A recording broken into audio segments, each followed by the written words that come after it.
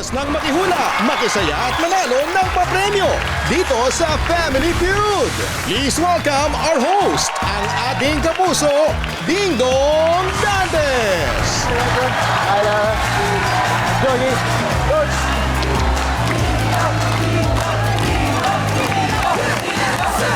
Coach.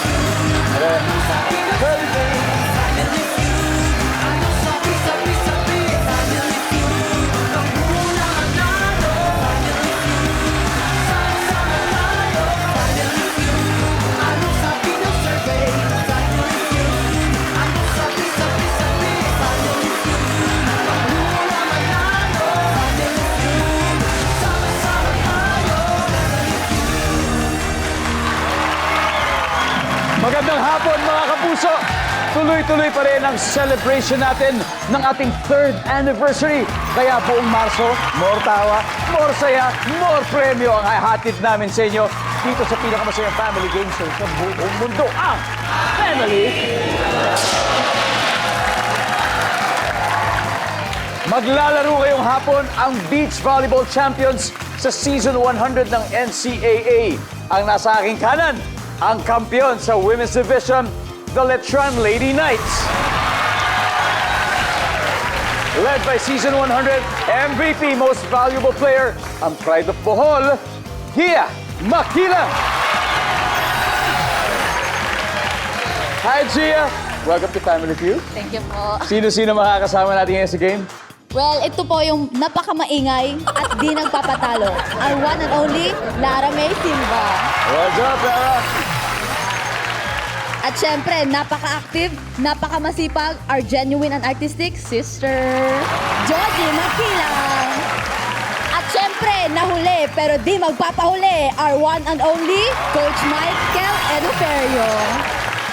Coach Mike, eto na. Mukhang ayaw nyo talagang pagbigyan yung mga ibang teams. Isipin nyo, 3 sunod-sunod na championships. Ano ba ang sikreto ng binibigay ng isang good volleyball program ng Letran? Dedication tsaka yung commitment ng mga players sa beach volleyball. Props to you and of course to the whole team. Colegio San Juan de Letran ang ating champions. Maka-4 kaya next year sa tingin nyo? Lara? Hopefully po. Yeah, that's the spirit. Alright, dito muna tayo manalo. Good luck. Let's run, Lady Knights. Sa aking kaliwa naman, ang inyong makakalaban, ang kampiyon sa men's division ng NCAA Beach Volleyball, ang EAC Generals. Led by their outside hitter na si Paul Justin Sai. Sai, congratulations, Sai. Thank you. Sai, sino-sino kasama mo ngayon? Of course, ang unang kong kasama dito ay aming best opposite spiker nung season 99. Please welcome John Luther Abor. Hello po, everyone! And ang pangalawa, ang aming mabait na team captain. Please welcome Kenneth Balchancilla. Hi! And of course, lastly, ang aming coach, ang isa sa pinakamahusay na coach sa NCAA. Please welcome Coach Rodrigo Palmero. Siyempre, kasama ang buong EAC team na narito. Coach din po kayo ng indoor volleyball. Anong difference? Ano mas challenging ng indoor volleyball at beach volleyball, Coach? Totoo lang, wala naman siyang pinagkaiba. Yun lang, nasa outdoor yung isa nasa indoor. So, challenging, sabihin na natin parehas kasi yung laro na yun halos parehas lang eh. Pero yun nga, pinagkaiba, dalawang hanggang saan. Maraming salamat, Coach. EAC Champions! Wow, mga kampiyon po, mga naglalaro ngayon, kaya good luck sa inyo. Eto na, sino pala po makakakuha ng ating jackpot for today dahil up to 200,000 pesos po ang pwede pong manalo. Kaya eto na, Gia and Sai, let's play round 1.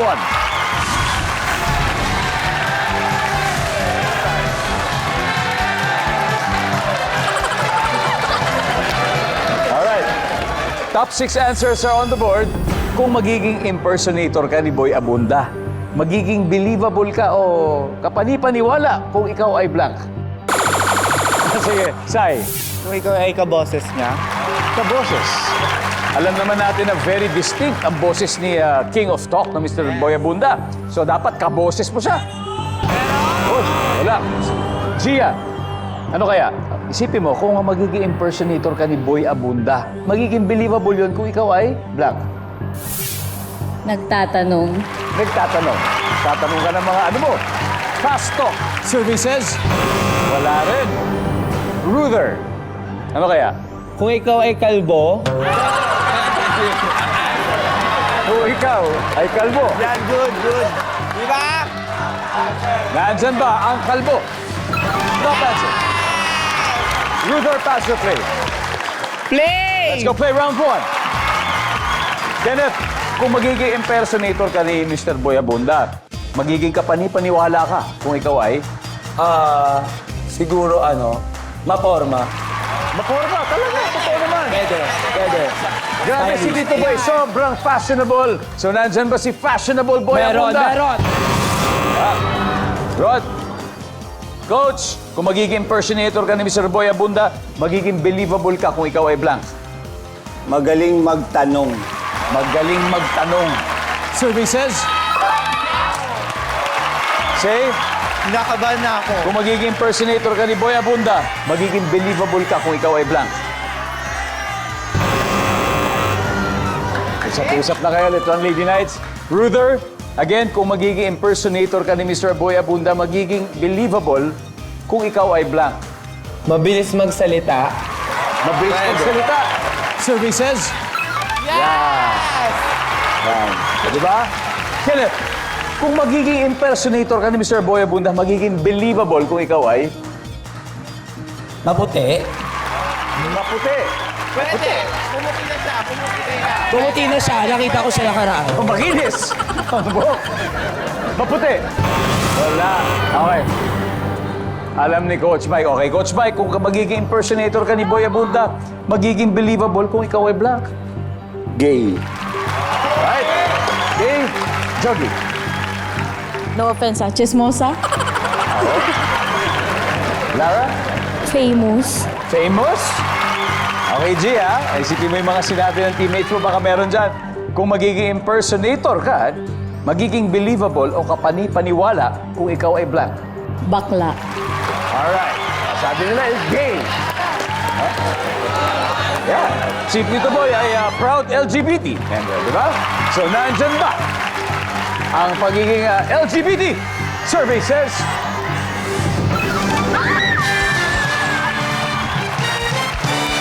Grabe, pumatawag agad ang Let's Run Lady Nights sa round 1. May 83 na sila. Kaya babawi sa second round ng EAC Generals. Aha, syempre, may marami pang sagot dito sa board na hindi pa nakukuha. Kaya isa lang ang ibig sabihin yan. Mamimigay tayo sa audience ng...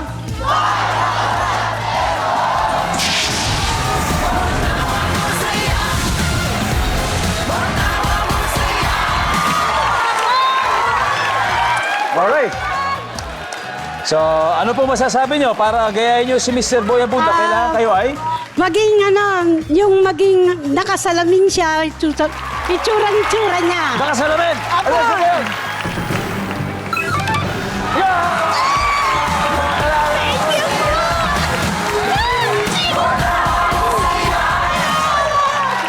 May isa pa tayong hindi nakukuha.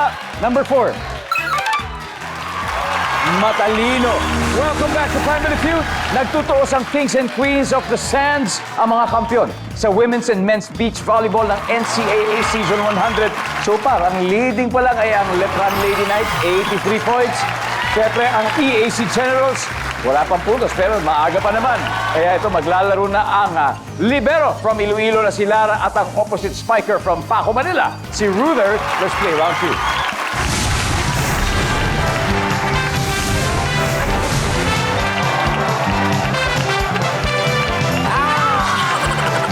Good luck. Top 7 answers are on the board. All right, imagine sa JS Prom. Ano ang palusot o excuse ng babae kapag ayaw niyang makipagsayaw sa lalaki? Lara. Pangit. Pangit yung lalaki. Oo. So ayoko sa'yo. So yun yung excuse. Prank ka. Ayoko sa'yo. Sabi niya, pangit ka. Services. Wala. Again sa JS Prom, ano ang palusot o excuse ng babae kapag ayaw niya makipagsayaw sa lalaki? So nandun na sila sa JS Prom, kadate na niya pero ayaw niya makipagsayaw. Ano kaya ang palusot niya? Bakit, Ruther? Ayaw ng jowa niya. Oh, medyo pala. Pwede. Survey says? Yan. Ruther, pass or play? Play! Let's play round 2. Okay, Kenneth. So, sa JS Prop, palusot o excuse ng babae kapag ayaw niya makipagsayaw sa lalaki? Magsi-CR lang. Ayan, mga CR, yung mga palusot. CR. Pwede. Yes. Coach Rod, ano pa kaya? Palusot ng babae. Hindi marunong sumayaw. Pareho kaliwa pa. Services. Yan. Sai, ano kaya? Pagod na. Pagod na. Pwede, Why not? Ano ba yan? Oh yeah. Ruder, ano pa kaya palusot ng babae? Masakit yung paa. Masakit ang paa. Pwede. Survey. Stop answer. Kenneth, sa JS Prom, imagine ha, ano ang palusot o excuse ng babae kapag ayaw niyang makipagsayaw sa partner niya? Late na, hinarap na ng parents. Pwede. Uwi na. Pwede, Parang uwi na. nangyari sa JS Prom mo siguro. Kasi stricto yung mama ko eh. Ay, ma. Survey says? Wala. Coach Rod, sa JS Prom, anong palusot o excuse ng babae kapag ayaw niya makipagsayaw sa lalaki? Nahihiya. Survey says? Say, isa na lang to sweep. Sa JS Prom, palusot o excuse ng babae kapag ayaw niya makipagsayaw sa date niya? Nakikipag-bonding pa sa classmate. Yan, nakikipag-banding pa daw sa classmates. Pwede. Wala. Pwede na kayo mag-usap-usap. Ruder, kailangan makuha mo to, ha? JS Prom, palusot ng babae or excuse kapag ayaw niya makipagsayaw sa lalaki. Kasama niya yung mga kaibigan niya.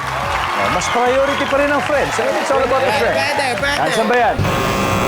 Letran Lady Knights, Coach Mike, sa JS Prom, palusot o excuse ng babae kapag ayaw niya makipagsayaw sa partner na lalaki. Pangit ang music. Bakit ang music, Jogi? Masakit ang tiyan.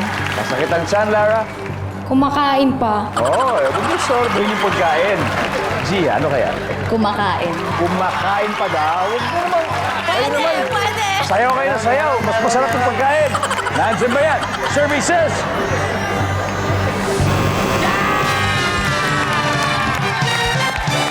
Wow, tabla. Grabe, ang exciting ng laro. Pareho na po. 83 Lechon Lady Knights, 83 EAC Generals. At dahil may isa pa na hindi nakukuha, mamimigay ulit tayo sa studio ng... Okay.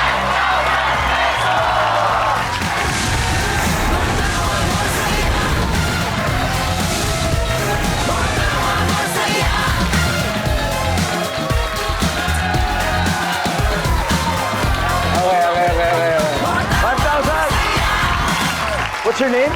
My name is Andre Roche Lucio po. From From Letran. Okay, sa JS Prom, sana lang to ha. Ano kaya ang palusot o excuse ng babae kapag ayaw niyang makipagsayaw sa lalaki for 5,000 pesos? Masakit yung tiyan. Alam mo sino sabi yan? Si Georgie. Ang sabi ng survey sa masakit ang tiyan ay...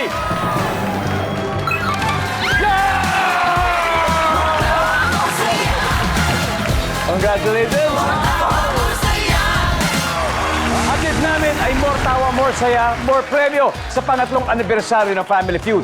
Gaya ng dati, shoutout muna sa masisipag mag-comment sa live stream habang nanonood ng show. Lalo na sa mga taga-Tacloban Leyte. Hello sa inyo! Trapu Albay, Tobias Fournier Antique, Santa Fe Romblon, Tipo-Tipo Basilan, Mauban Quezon, at Bustos Bulacan.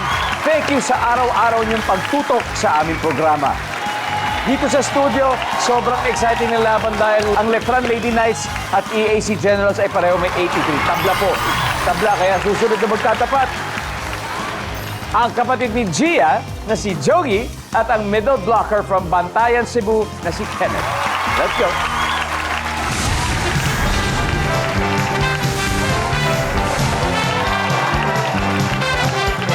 Wow. Double points, top 6 answers on the board. Bukod sa ngipin, name something na binubunot. Go.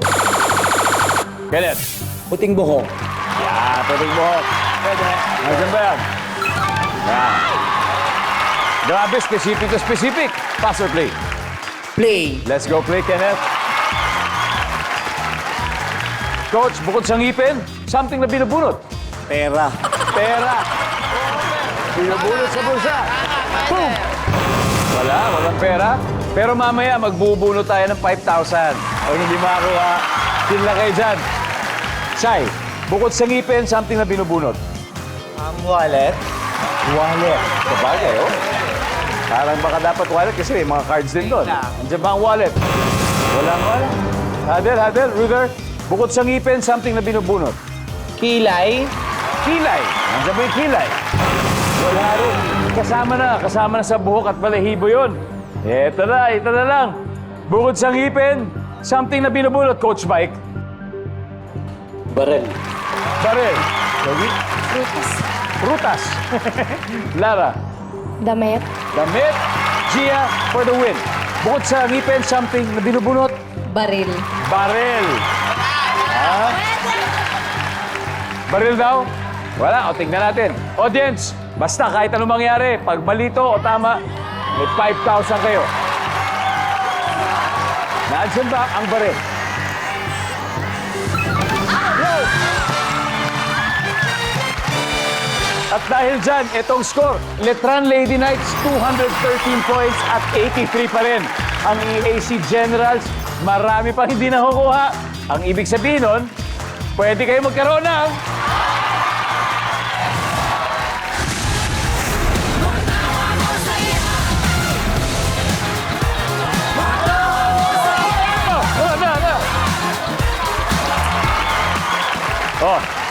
Oh, para pantay sa EAC naman. Pangalan mo pare ko eh. Joshua Olivo po. Joshua, I assume nagba-volleyball ka rin. Anong posisyon mo sa volleyball? Middle spiker po. Middle spiker. Kaya pala tangga, Joshua. Ito na.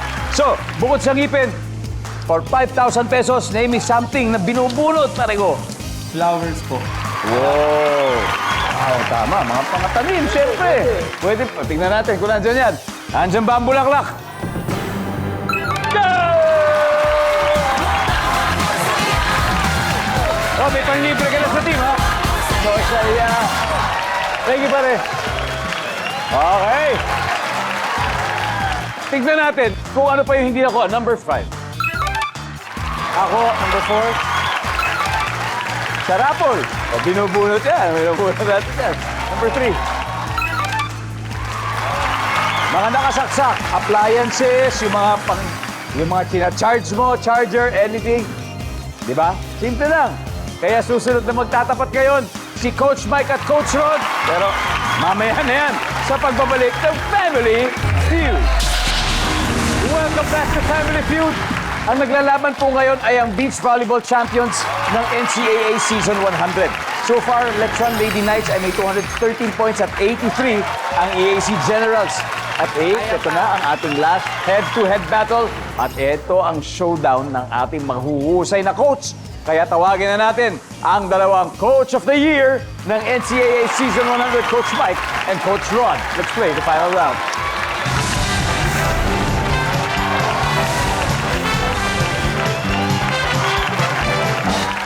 Bago ko po ibigay ang tanong na ito, we'd like to take this opportunity na saluduhan ang isang all-time great coach ng NCAA na pumanaw po recently, si Coach Sammy Akailar. Si Coach Sammy po ang nanguna sa Perpetual Health Altas para makuha ang 14 na men's championship titles.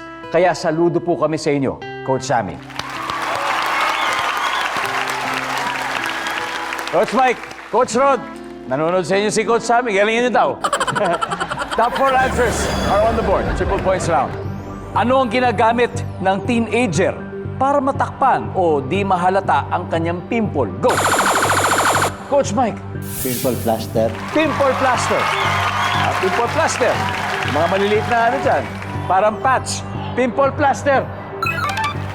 Coach Rod, pwede pa. Ginagamit ng teenager para matakpan o di mahalata ang kanyang pimple. Powder. Powder. Part siya ng makeup. Coach, pass or play? Play. Let's go play the final round. Ito na. Sai, ginagamit ng teenager para matakpan o hindi mahalata ang pimple niya. Ano kaya? Sabon. Sabon. Survey says, wala sabon. Ruther, Ano ginagamit ng teenager para matakpan ang pimple na ayaw niyang pahalata? Face mask. Pwede. Nangyari, nag-iingat sa sa'yo, di pala may pimple. Face mask. Yan! Kenneth, isa na lang. Champion ba ulit? Ginagamit ng teenager para matakpan ng di mahalata ang kanyang pimple. Filter? Yes! Pwede! Filter sa mga social media, camera. Okay. Sa camera. Oh! Pwede Pag yun. nag-upload na. Filter, yes. Mandaraya pala. Yes. Filter pala, ha? Nandiyan ba ang filter? Wala. Huddle. Coach, ginagamit ng teenager para matakpan o hindi mahalata ang kanyang pimple. Buhok. Buhok. Lalo na kung mahaba ang buhok. Galing nun. Pero sabi nga nila, yung buhok na medyo madumi, kaya huwag yung gagawin yun. Baka lalo pong ma-irita at ma-infect. Nandyan ba ang buhok? Wala. Eto, mukha alam na alam. Coach Mike, ano kaya? Ginagamit ng teenager para matakpan o hindi mahalata ang kanyang pimple. Makeup. Make-up, Jogi. Kalo or jacket, hoodie? Jacket. Jacket? Hoodie. Jacket? Lara? Cap? Sombrero? Gia? Last chance? Ito ginagamit ng teenager para matakpan o hindi mahalata ang kanyang pimple. I'll go with cup. Sombrero. Lalo na kung nandito sa loob, madaling takpan yun. Survey says...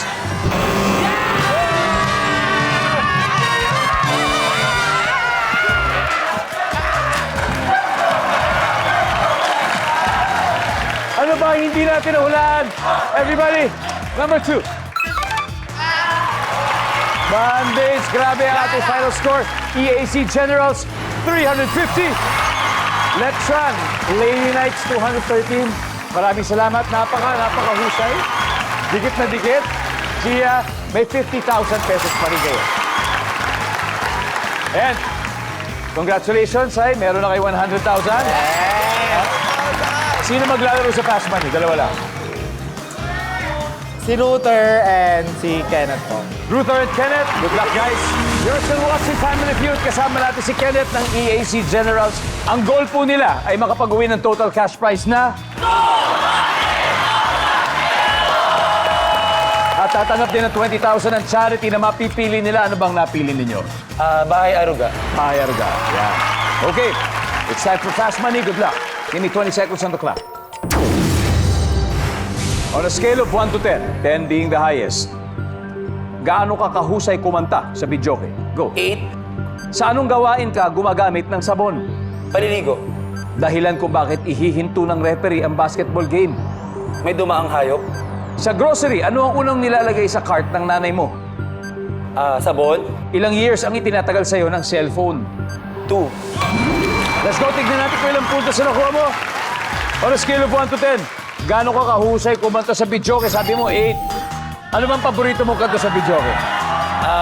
Yung paborito ng papa ko, Be My Lady. Be My Lady. Napakaganda. Sabi ng survey sa 8 ay, nice one. Sa anong gawain kang gumagamit ng sabon? Panliligo. Survey.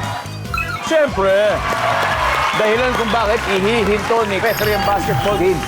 Anong hayop kaya yung dumaan? Usually, aso. Baka ba? Aso, pusa. Nandyan ba may dumaang hayop? Sa grocery, unang nilalagay sa cart ng nanay mo, sabon, siyempre. Survey. Nice one. Ilang years tinatagal ng cellphone sa'yo? 2 years. Ang sabi ng survey natin ay, nice one. Very good start. Balik tayo. Welcome back, Ruther. Ruther. Hello. Kamusta? Kamusta pakiramdam?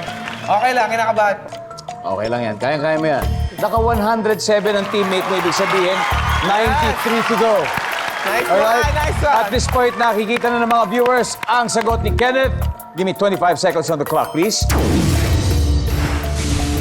On a scale of 1 to 10, 10 being the highest, gaano ka kahusay kumanta sa videoke? Go. 7.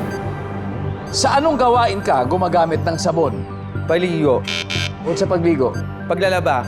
Dahilan kung bakit ihihinto ng referee ang basketball game. Nag-aaway. Sa grocery, ano ang unang nilalagay sa cart ng nanay mo? Sabon. Pagkain. Ilang years ang itinatagal sa'yo ng cellphone? Ilang taon? 3. Let's go, Ruther! Alright. On a scale of 1 to 10, gaano ka kahusay kumanta sa videoke? Ano bang paborito mo kanta? On the Wings of Love. On the Wings of Love. Mahirap kantahin yun. Yes. Mataas. Kaya ba 7 lang sinabi mo? Hindi ako marunong. Kaya may basta galing sa puso. Sabi ng survey sa 7 ay... Yes! Ang top answer ay 8. Sa grocery, unang nilalagay sa cart ng nanay mo, pagkain. Top answer. Top answer? Survey? Yes! Top answer. Tama ka. Top answer. Ilang years ang tinatagal sa'yo ng cellphone? 3. Sabi mo 3 years. Maalaga ako. Ang sabi ng survey dyan ay... Ang top answer ay 5 years. Isa pa. Dahilan kung bakit ihihinto ng referee ng basketball game. Pinag-aaway. Survey says... Top answer! Top answer!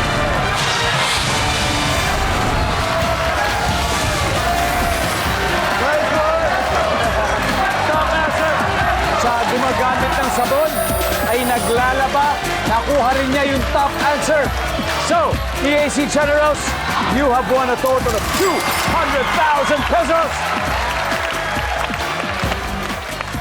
Ruder, ano masasabi mo sa inyong pagkapanalo?